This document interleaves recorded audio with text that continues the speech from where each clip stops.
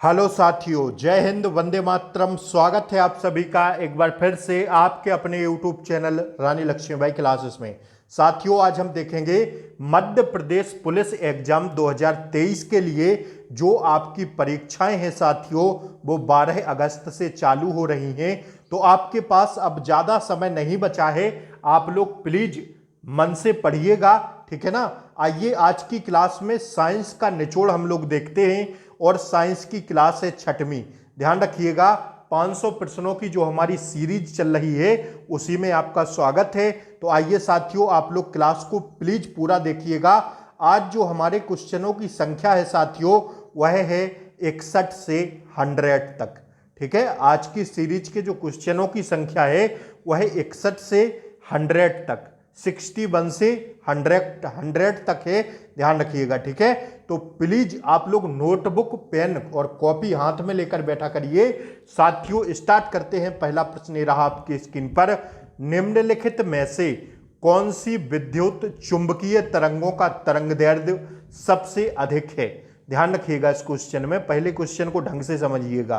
कैसे, क्या पूछ रहा है प्रश्न कि निम्नलिखित में से कौन सी विद्युत चुंबकीय तरंगों का तरंगदैर्ध्य सबसे अधिक है? ठीक है, क्या पराबैंगनी किरणों का होता है, सूर्य की रोशनी का होता है, गामा किरणें का होता है, या अवरक्त किरणों का होता है? तो ध्यान रखिएगा साथियों, जो विद्युत चुंबकीय तरंगें होती हैं उनका जो तरंगदैर्ध्य सबसे अधिक होता है वह अवरक्त किरणों में होता है। किसमें? अवरक्त किरणों में होता है। ऑप्शन डी इसका एकदम सही जवाब है। ठीक है, आइए हम लोग देखेंगे 62वें प्रश्न को। किस धातु का गलनांक सबसे अधिक है?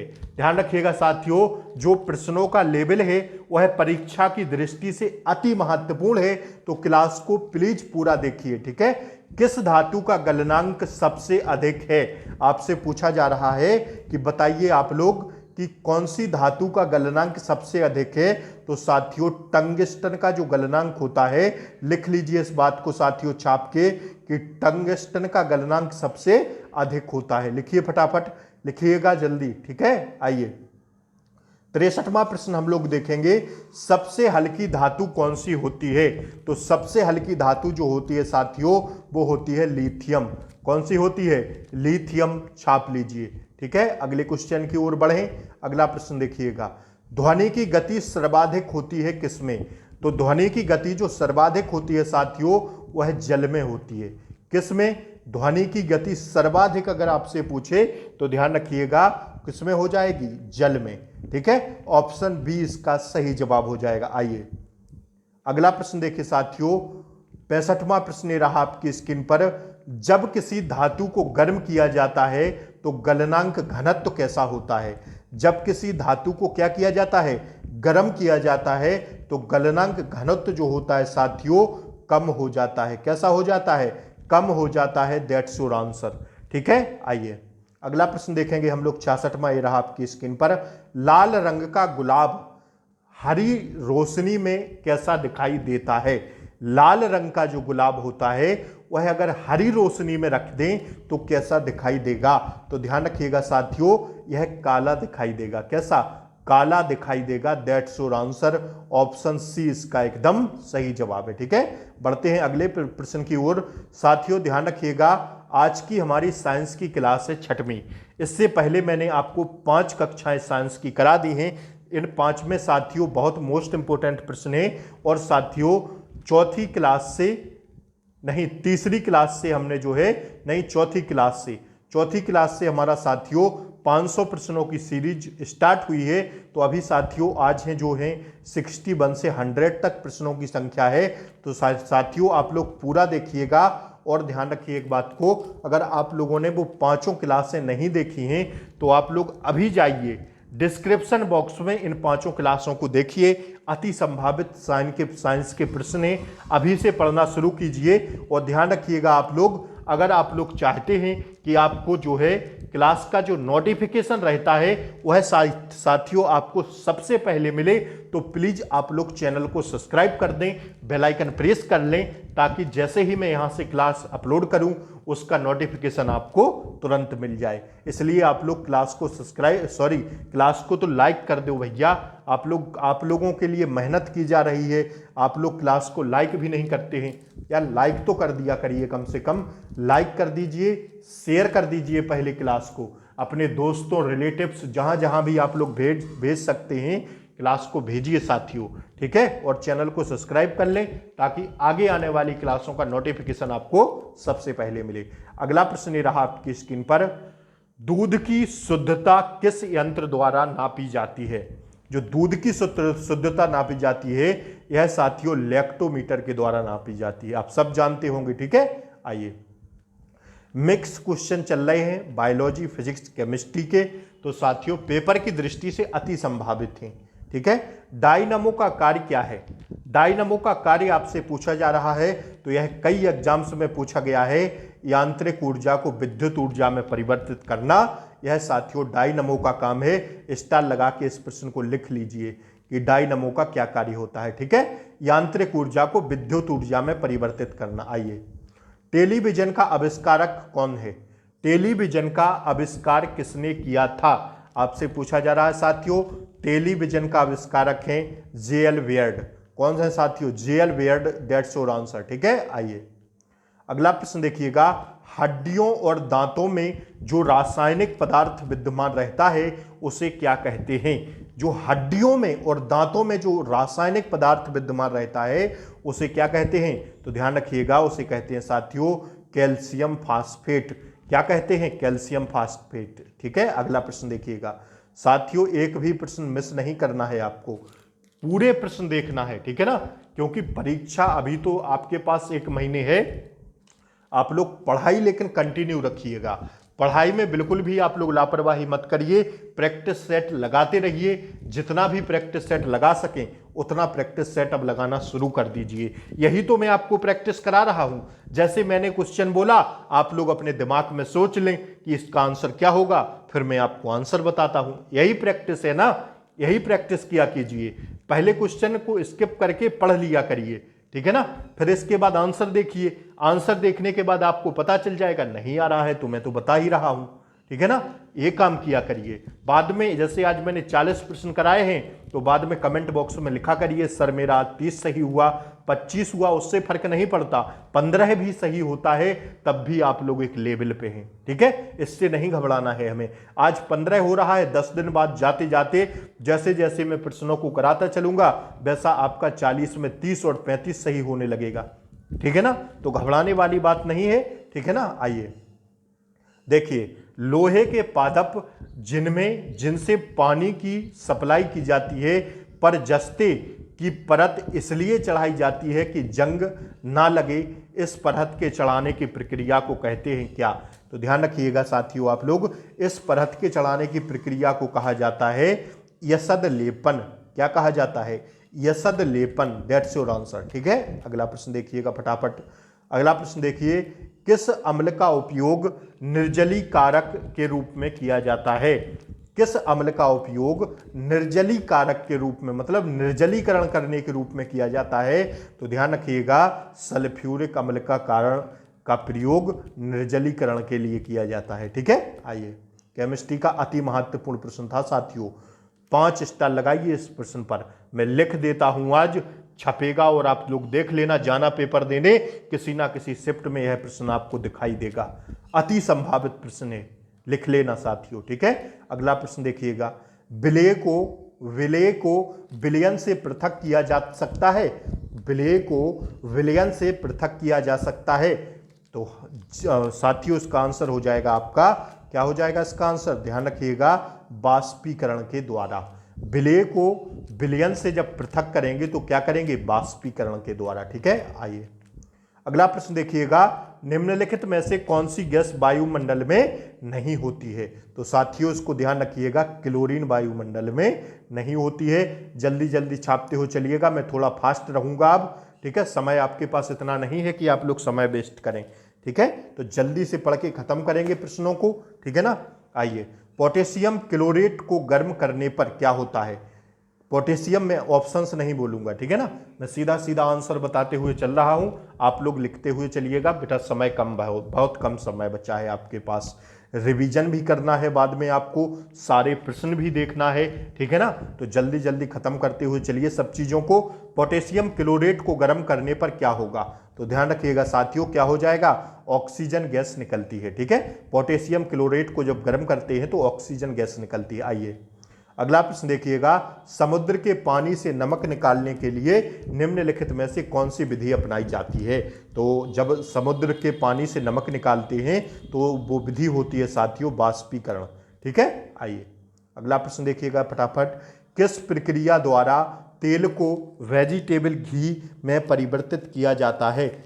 किस प्रक्रिया द्वारा तेल को वेजिटेबल घी, ठीक है ना, वेजिटेबल्स घी में परिवर्तित किया जाता है, तो ध्यान रखिएगा यह प्रक्रिया होती है कौन सी, हाइड्रोजनीकरण, ठीक है, कौन सी, हाइड्रोजनीकरण की प्रक्रिया होती है। आइए, सिरके की प्रकृति अम्लीय किसके कारण होती है, तो सिरके की प्रकृति अम्लीय होती है साथियों किसके कारण, एसिटिक अम्ल के कारण, ठीक है। अगला प्रश्न देखिएगा, अगला प्रश्न देखिए, पॉलीथीन और औद्योगिक उत्पादन किसके बहुलीकरण द्वारा होता है।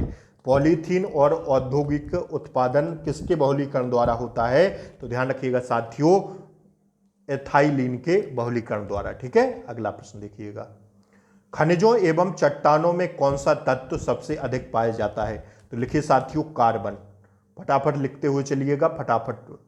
सबसे अधिक यौगिक किस तत्व द्वारा हाइड्रोजन के साथ बनाए जाते हैं, सबसे अधिक यौगिक तत्व द्वारा हाइड्रोजन के साथ बनाए जाते हैं, तो लिख लो इसका आंसर कार्बन के साथ, ठीक है। आइए अगला प्रश्न देखिएगा आप लोग, 82वां प्रश्न देखिए, गुब्बारों, एक सेकंड रुकिए, गुब्बारों में हाइड्रोजन की अपेक्षा हीलियम भरना अधिक उपयोगी माना जाता है, क्योंकि गुब्बारे जो होते हैं साथियों उनमें हाइड्रोजन की अपेक्षा हीलियम गैस भरना अधिक उपयोगी माना जाता है, क्योंकि इसका कारण क्या है, इसका कारण है साथियों यह हवा के साथ मिलकर विस्फोटक मिश्रण नहीं बनाती है, ठीक है, यह हवा के साथ मिलकर विस्फोटक मिश्रण नहीं बनाती है, इसलिए भरे जाते हैं। आइए, कार्बन पदार्थों के सड़ने पर जो मार्सी गैस उत्पन्न होती है और अधिकांशतः कोयला खदानों में पाई जाती है, उस गैस का नाम क्या है,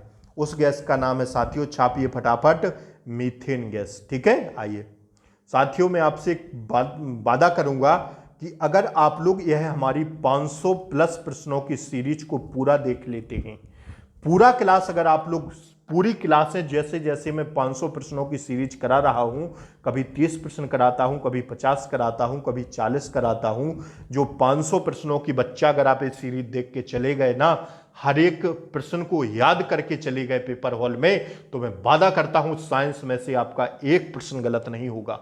बस इन 500 प्रश्नों को आप लोग मन से पढ़ लीजिएगा, पुलिस में एक भी नंबर आपका साइंस में नहीं कटेगा, इतना मैं आपसे वादा कर देता हूं आज।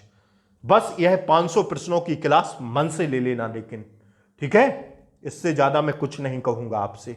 पूरी क्लास को मैं आपके पूरा एमपी पुलिस का पेपर देख के तैयार करता हूं साथियों साइंस की। मैं वैसे साथियों कोई ऐसा क्वेश्चन नहीं डालता हूं जो परीक्षा की दृष्टि से संभावित ना हो, इस बात को आप लोग गांठ बांध लीजिए साथियों। बस पढ़ना ना पढ़ना ये आपका काम है, ठीक है ना। बैटरी बनाने में किस अम्ल का उपयोग होता है, तो आप सब जानते होंगे कि इसमें होता है सल्फ्यूरिक अम्ल का, ठीक है, सल्फ्यूरिक अम्ल का होता है। आइए अगला प्रश्न देखिएगा, किण्वन प्रक्रिया में निम्नलिखित में से किसका उत्पादन आवश्यक रूप से होता है। किण्वन प्रक्रिया में निम्नलिखित में से किसका उत्पादन आवश्यक रूप से होता है, तो ध्यान रखिएगा साथियों एथाइल एल्कोहल का, किसका, ethyl alcohol, that's your answer. अगला प्रश्न देखिएगा फटाफट, प्राकृतिक रबड़ को कठोर तथा उछालने योग्य बनाने के लिए किस पदार्थ को मिलाया जाता है। प्राकृतिक रबड़ को कठोर तथा उछालने योग्य बनाने के लिए किस पदार्थ को मिलाया जाता है? तो ध्यान रखिएगा साथियों, गंधक पदार्थ को मिलाया जाता है। कौन से पदार्थ को? गंधक पदार्थ को मिलाया जाता है। अगला प्रश्न देखिएगा, सोडियम को मिट्टी के तेल में क्यों रखा जाता है? तो साथियों, हवा में इसका ऑक्सीकरण होने लगता है, इसलिए इसको मिट्टी के तेल में रखा जाता है सोडियम को। आइए, गन पाउडर मिश्रण होता है किसका? यह प्रश्न साथियों अति महत्वपूर्ण है, पटवारी में भी पूछा गया यह प्रश्न है। गन पाउडर मिश्रण होता है किसका? तो छाप लीजिए, सोरा, गंधक और लकड़ी के कोयले का। इन तीनों चीजों का गन पाउडर मिश्रण होता है, ठीक है ना। आइए अगला प्रश्न देखिएगा फटाफट, किसी रासायनिक यौगिक की सबसे छोटी इकाई क्या होती है? तो लिख लीजिए छाप छाप के, अणु। क्या होती है? अणु। That's your answer. अति संभावित प्रश्न है साथियों। जैसे मैं अगर प्रश्न पर कहूं स्टार लगा लो तो लगा लिया करिए स्टार, ठीक है ना। बस आप लोगों से मैं कहता हूं, यह 500 प्रश्नों की क्लास देख लीजिए और जो भी बच्चा यार मन से पढ़ रहा हो उस तक यह क्लास जरूर पहुंचा दीजिए, ठीक है। हाइपो, जिसका उपयोग फोटोग्राफी में होता है, रासायनिक तौर पर कहलाता है क्या? तो ध्यान रखिएगा, क्या कहलाता है? Sodium thiosulphate. क्या कहलाता है? Sodium thiosulphate. अप्राकृतिक रूप से फलों को पकाने के लिए किस गैस का उपयोग किया जाता है? अप्राकृतिक रूप से अप्राकृतिक रूप से फलों को पकाते हैं तो किसका उपयोग करते हैं साथियों? जैसे कोई फल है, ठीक है ना, कोई फल मान लो, आप कोई भी फल मान लो, उसमें इंजेक्शन लगा देते हैं ना, तो वो अप्राकृतिक रूप होता है। उसे प्राकृतिक रूप से पकाना नहीं कहेंगे बल्कि अप्राकृतिक रूप से कहेंगे। तो किसका होता है? उसमें इंजेक्शन में क्या रहता है? ध्यान रखिएगा आप लोग, एथाइलिन। क्या होता है? एथाइलिन के कारण वो बड़ा बड़ा हो जाता है। लौकी में लगा देंगे भैया, लौकी आज छोटी है इतनी, कल देखेंगे इतनी बड़ी लौकी हो जाएगी। कद्दू में लगा देंगे, हाँ, तो यही एथाइलिन का प्रयोग करते हैं, ठीक है ना। आइए अगला प्रश्न देखिएगा, तत्काल शक्ति के लिए खिलाड़ी किसका उपयोग करते हैं? सुक्रोज का, ठीक है। किसका उपयोग करते हैं? सुक्रोज का। आइए अगला प्रश्न देखिए आप लोग, निम्नलिखित में से सबसे अधिक कोमल कौन सा है? सबसे अधिक कोमल पूछा जा रहा है, कौन सा है? हीरा, ठीक है। आइए अगला प्रश्न देखिएगा फटाफट, कण द्वारा चले मार्ग की प्रकृति निर्धारित होती है। कण द्वारा चले मार्ग की प्रकृति जो निर्भर होती है, फिजिक्स का प्रश्न है, अति संभावित प्रश्न है, तो साथियों उपर्युक्त किसी से नहीं। इसका राइट आंसर हो जाएगा ऑप्शन डी, ना त्वरण से, ना वेग से, ना विस्थापन से, ठीक है। आइए अगला प्रश्न देखिएगा, निम्न में से कौन सा असंरक्षित बल है? तो असंरक्षित बल है साथियों कौन सा? सयांता का बल, ठीक है। आइए, एटम बम की खोज किसने की थी? अति संभावित प्रश्न है, ऑटो हान ने, ठीक है। आइए, वायुमंडलीय दाब नापने वाला यंत्र कौन सा है? अति संभावित है, पटवारी परीक्षा में पूछा गया प्रश्न है, तो लगा लीजिए साथियों स्टार, वोरोमीटर का, ठीक है। आइए, ऐसे प्रश्न बहुत पूछे जाते हैं, आप लोग प्लीज एक बार लिख लीजिए ढंग से। टेलीविजन का आविष्कारक किसने किया था? तो यह किया था किसने? ध्यान रखिएगा, जे.एल. वेयर्ड ने। किसने? जे.एल. वेयर्ड ने। अगला प्रश्न देखिए साथियों, दूध की शुद्धता किस यंत्र से मापी जाती है? तो ध्यान रखिएगा, लैक्टोमीटर से। किससे? लैक्टोमीटर से। आइए, आज की क्लास का अंतिम प्रश्न देख लीजिए, इंसुलिन का आविष्कारक किसके द्वारा किया गया था? तो ध्यान रखिएगा, बैटिंग के द्वारा। साथियों कल मैं